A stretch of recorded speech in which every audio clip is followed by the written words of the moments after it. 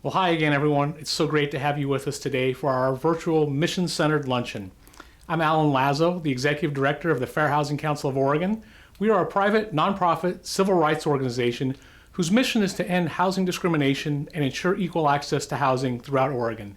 Today is the culmination of a week of celebrating our successes and highlighting our partnerships. We hope you've enjoyed seeing the work we are doing together with our vital partners. And if you haven't had a chance to see those videos, head on over to our website at fhco.org to see those. Today, and the work we do throughout the year, would not be possible without our long list of Fair Housing Month sponsors, including Wells Fargo, the Portland Housing Bureau, Princeton Property Management, Regional Multiple Listing Service, Inc., Kell Alterman and Runstein, LLP, The Oregonian, Kaiser Permanente, DocuMart, Dalton Management, Multnomah County Department of County Human Services Youth and Family Services Division, the City of Hillsborough, the Salem Housing Authority, Tomasi Salyer Martin, Clackamas County Social Services, CASA of Oregon, and Pasadori Properties. Thank you all for your continued support. Things certainly look very different than we had been planning for our luncheon together today. We couldn't have imagined when we planned this event that we'd be coming to you through this screen rather than from the stage.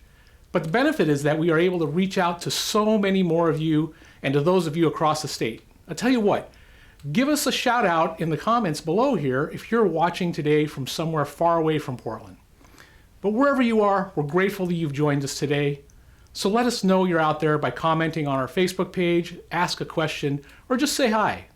We're watching for your comments right now and would love to connect with you. As we all are trying to make sense of the world around us during this COVID-19 pandemic, I constantly am reminded about the importance of the theme for our virtual campaign. Together, we make a neighborhood. I know that through our commitment to come together during this time of crisis, we can continue to build the open and inclusive communities rooted in opportunity that we all have worked so hard to envision. Housing discrimination in any form, at any time, must be unacceptable in our communities. And access to opportunity for everyone must be our new norm. That's why we're here today, and that is why we continue to need your help today more than ever. We're here responding to calls to our housing discrimination hotline from those being impacted in their housing by this health crisis, and being ever vigilant about the many ways those folks might be experiencing discrimination during these difficult times. Even though we can't be out there with you right now, we continue to educate frontline communities about being targeted by hate and harassment, about their rights, as well as educating housing providers about their responsibilities. And our public policy advocacy is informed by and recognizes more acutely than ever the role historical harm has played in continuing disparities and in today's crisis. Like thousands of others, my introduction to the work of FHCO was through the very impactful Fasten Your Seatbelts, It's Been a Bumpy Ride bus tour that highlights that history of housing discrimination, segregation, and displacement. I'll never forget when I went on my first bus tour 9 years ago and listened to our dear friend Valerie Otani talking about the incarceration of Japanese and Japanese Americans at the start of World War II, and how much their experience made me think about the experience of my own immigrant parents. If you've been on one of our bus tours, you know how powerful the stories we tell are. And one of those great storytellers is our own Ed Washington and his many tales of Vanport City, that World War II housing project that was racially integrated. So without further ado, let's hear more from Ed today.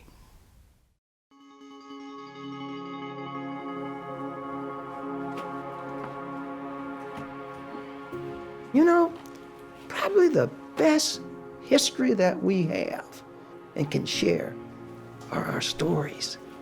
And everybody has them. Everybody has a story. Back in 2008, the Fair Housing Council asked me if I would be interested in being part of a historical bus tours program that they were setting up to tell the story about Vanport. What an opportunity they opened up for people to learn about the history of housing in Oregon and how that history impacted particularly people of color. Growing up as a child here, I thought I would be here for the rest of my life because this was really my home, and it's what I knew, and it was where I was very comfortable, and it's what I enjoyed. But that was sort of brought to a screeching halt in May of 1948. I was 7 years old when I moved to Portland, Oregon from Birmingham, Alabama. And when we got here, really the only place that we could settle was Vanport City, Oregon. And that was on June 6, 1944. Vanport was a housing project, and it was created to provide much-needed housing for all the people that were traveling to work in the Kaiser shipyards. I've thought a lot about what made Vanport so great. It was inclusive. There was 24-hour daycare centers. There was nurseries. The schools were outstanding. The schools were just remarkable. That Sunday morning, May 30th, 1948, there were these notices posted on everybody's step that made it very clear that Vanport could flood. And so approximately about 3:30, we were on our way to go up and see the water. But we were fortunate to get stopped by a policeman, and he said, well, you better get out of Vanport as fast as you can. He said, the dikes have broke, and this place will be on the water within an hour. As we were up on what is now present day, the extension of Denver Avenue, watching the people below you stream out of Vanport just with whatever they could carry. My mother had one small suitcase with a few important papers and a few pictures. And that water flowed in like nobody's business. People were up on top of the houses, animals were on top of the houses. It was just sheer destruction.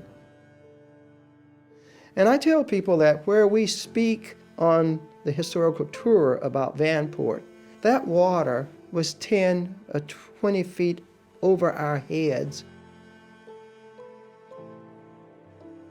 Primary reason that Vanport was built was because there was a need for housing.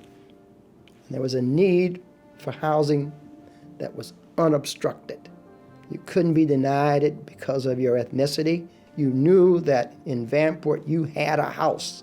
I think the Fair Housing Council of Oregon really subscribe to that same code and goals. They care about everybody having a place to call home. And when a person runs into difficulty finding that place that they want to call home, they know that they can call on the Fair Housing Council. They know that there's somebody who will speak up on their behalf. You need somebody to help you.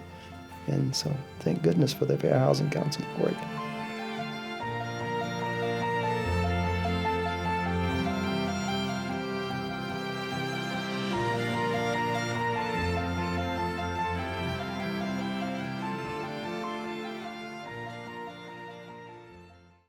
I have to admit, I do get emotional every time I have the privilege of hearing Ed talk about his story. I know that it's stories and journeys like Ed's that inspire me to continue our fight. And we're hopeful that you are likewise inspired to support us with a contribution today. First, I'd like to start out by thanking our special appeal sponsors, the cities of Gresham, Corvallis, and Beaverton, the Adrian and Samuel Blackman Fund at the Oregon Community Foundation, and Solutions Yes. I also want to thank our partners at Wells Fargo for their $5,000 gift, which we'll use to match the first $5,000 in contributions made today. When you raise your virtual hand and contribute $1,000, you'll be supporting work like the hotlines we run to provide resources to both housing consumers and housing providers. Contribute $500 today and you'll support work such as our ability to go into classrooms and educate students about the history and importance of civil rights in housing. And just a moment here. We are so grateful. We just received a $2,500 contribution from Princeton Property Management. We'll use that to match the next $2,500 in contributions. So what are you waiting for? Will you give $52 today to help us celebrate the 52nd anniversary of the Federal Fair Housing Act, the root of the work that we do here at the Fair Housing Council of Oregon? And of course, maybe you'd like to give us a larger amount, like maybe your $1,200 stimulus check, but can't give it all right now? Consider becoming a monthly donor. There's a button for that on our event page. You can visit that event page at fhco.org, or you can text Together20 to 44321 to give today. I know that our virtual lunchtime together is coming to an end, and I want to be sure to thank all the dedicated and hardworking staff and the board at the Fair Housing Council of Oregon for their commitment to end housing discrimination. I especially want to thank our development team for all the great work it took to make this hard pivot to our virtual event today. We couldn't do our work to envision neighborhoods of opportunity for all without our sponsors and without all of you. So thank you everyone for your generosity and for joining us this afternoon.